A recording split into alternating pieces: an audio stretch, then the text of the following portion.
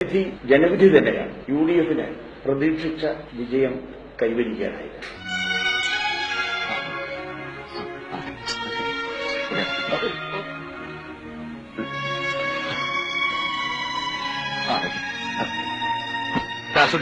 അകത്തേക്ക് കിടത്തിക്കൊള്ളു വേണ്ട.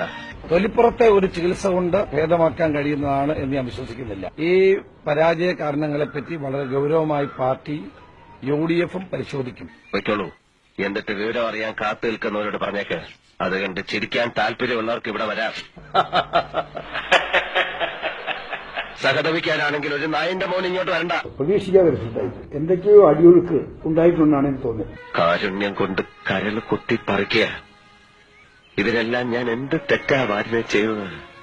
അതോ ഇതിൽ കൂടുതലാണോ ഞാൻ അർഹിക്കുന്നത്? ഉമ്മൻചാണ്ടിയുടെ അതിഭയങ്കരമായ അഴിമതി ഭരണത്തിലും ജനങ്ങൾ നൽകിയ തിരിച്ചടിയാണ് LDFന്റെ തിളക്കമാർന്ന വിജയത്തിൽ പ്രതിഫലിക്കുന്നത്.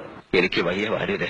ഇനി ഒന്നും നേരിടാനുള്ള കരുത്തെനിക്കില്ല. പ്രതീക്ഷിച്ച വിധത്തിലുള്ള വിജയം ഉണ്ടായില്ല.